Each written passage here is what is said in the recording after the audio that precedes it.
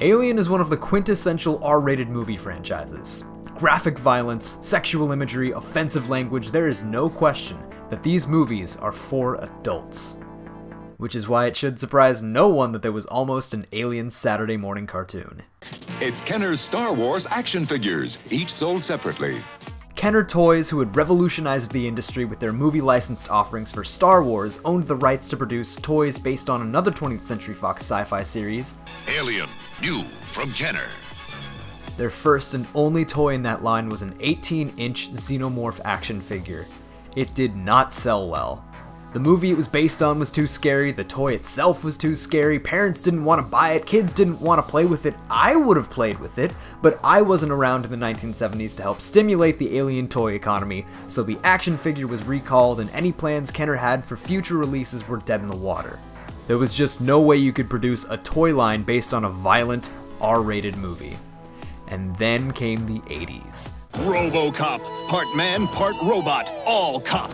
Drop it! The only cops with rapid repeat cap firing. The formula was finally developed. Take X or Y popular sci-fi movie franchise, doesn't matter if it's PG rated or not, and make some sweet action figures. But wait, you say, they did that for Alien and it didn't work at all. There's no way kids are going to want toys based on the Toxic Avenger and Conan the Barbarian. But they're not buying the Toxic Avenger and Conan the Barbarian, they're buying the Toxic Crusader and Conan the Adventurer.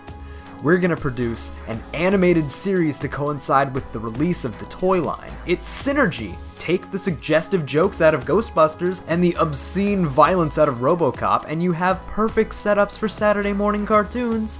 And it worked, with varying degrees of success.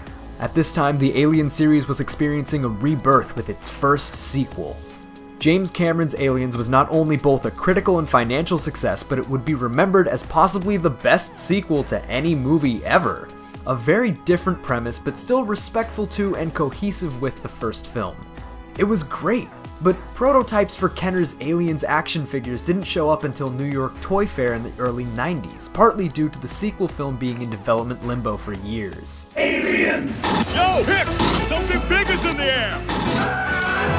Send in the Marines! Blast them! Yeah! Kenner's Aliens line featured sweet play gimmicks, creative designs, and might have done exceptionally well had 20th Century Fox greenlit the animated series they originally pitched. The title was Operation Aliens, and the premise was simple.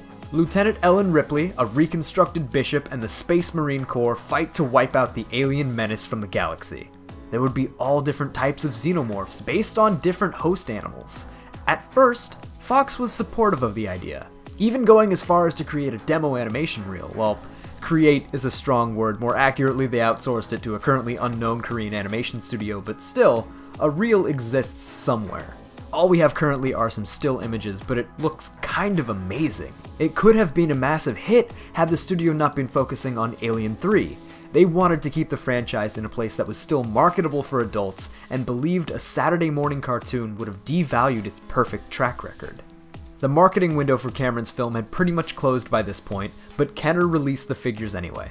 Although they didn't sell particularly well at the time, today they're admired by the now grown-up kids who played with them and the fans who didn't get a chance to, but would have totally helped stimulate the Alien toy economy. Thank you for watching. Plenty more videos on the way. Stay tuned.